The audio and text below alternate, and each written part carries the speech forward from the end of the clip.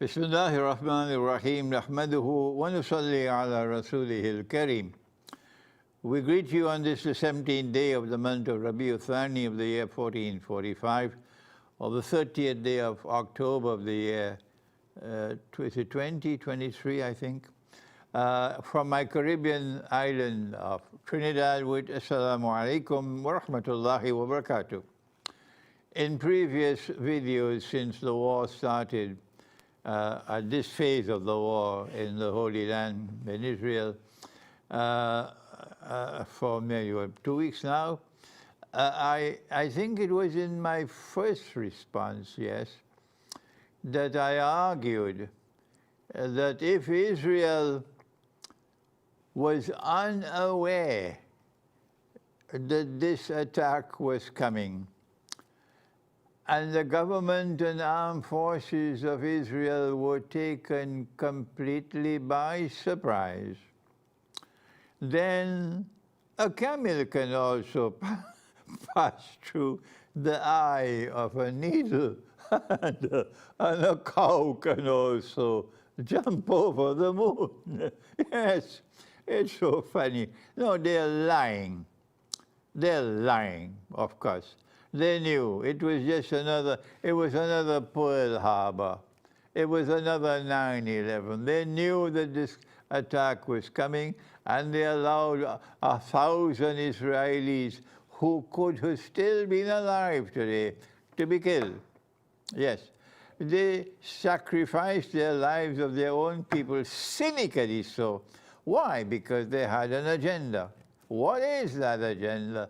We argued in our first response that in the same way that the United States government allowed Pearl Harbor to take place so that it could transform public opinion in the United States, which was against the United States entering the Second World War, to be changed, to be transformed, and allow the United States, with public opinion, to enter the Second World War, and that's what happened. We said that in the same way that there was a plan, a master plan behind 9/11, they allowed 9/11 to take place. And so many thousand lives were lost, except, of course, those who were told don't go to work on that day, and they didn't go to work. So many lives were lost who could have been saved. But the United States cynically allowed all these lives to be lost because they had an agenda for their troops to be, they call it boots on the ground, in Afghanistan, in Iraq, etc., in Syria, etc., seeking regime change. And so similarly we argue that Israel had a big plan ahead of it because that's why they allowed this to happen. What could that plan be? We are offering some political and military analysis, knowing that I'm not an expert in the field, so what I offer is chicken feed compared to what others can do who are experts in the field. But I can offer some comments. And I said what Israel wants is to get the war to expand. What Israel wants is to suck the United States and Britain, NATO, into the war, into that region of the world, so Israel doesn't have to fight alone.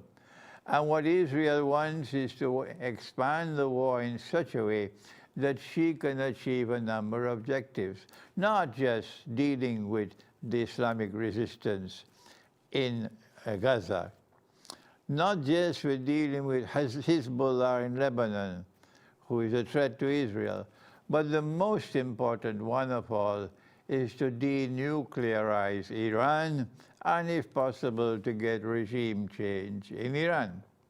That is the master plan. This is my view in my first response. Events which have unfolded since then have confirmed my views that this is not just a war between Israel and the Islamic resistance. You don't need an aircraft carrier in the Mediterranean Sea next to Israel if it's simply a war with the Islamic resistance in Gaza. You don't need Britain and France and Germany lining up to send troops and Patriot anti-aircraft missiles and so on being placed all over in bases around. Not at all. because they also know that this plan is for a bigger war, and the target is Iran. Well, then, the Iranian foreign minister is reported to have said recently that Israel has already crossed the red line.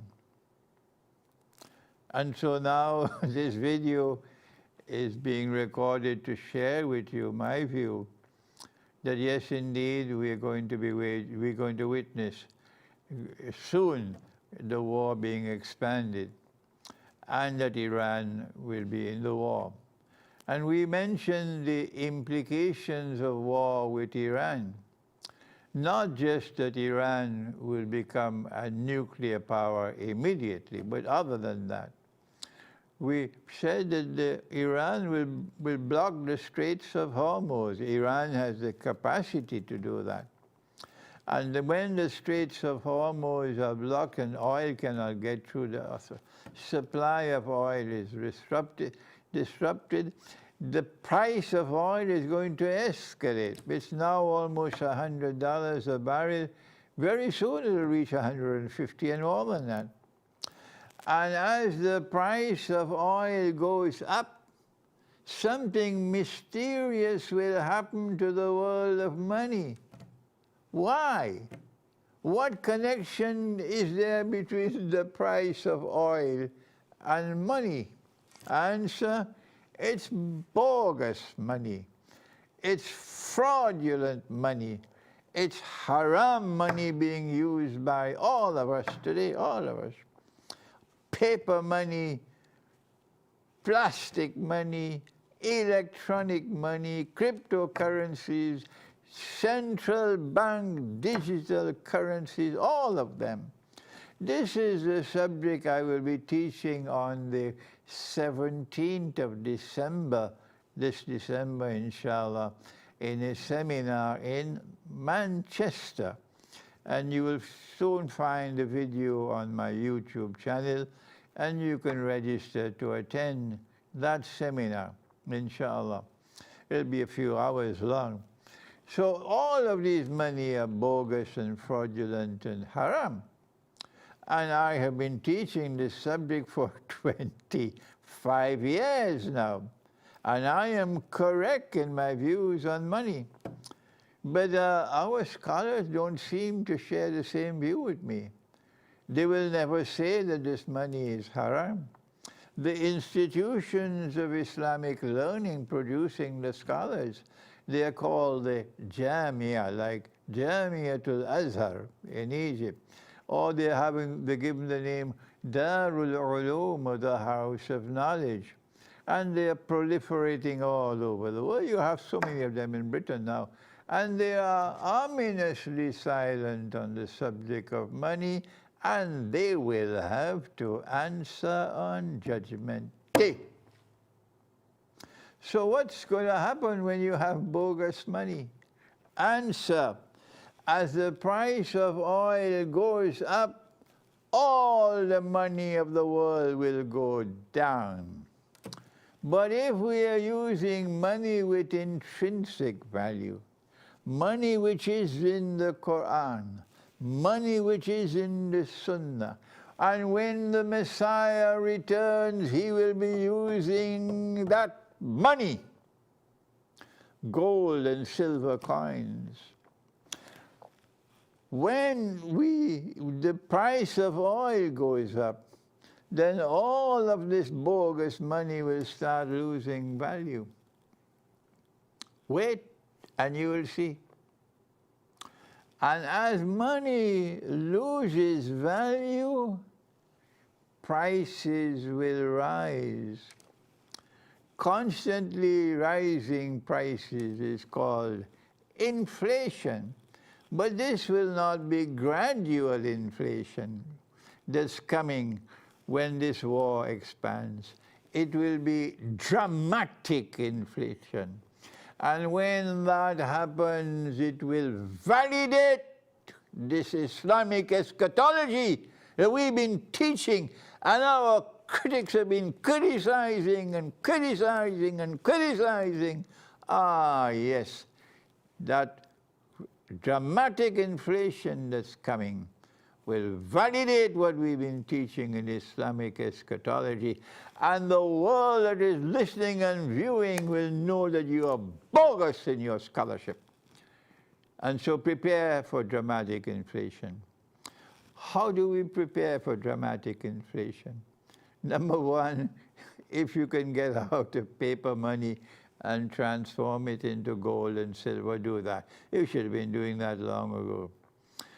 Number two, it's not just gold and silver which can be used as money. When there's a shortage of gold and silver, what will our prophet do?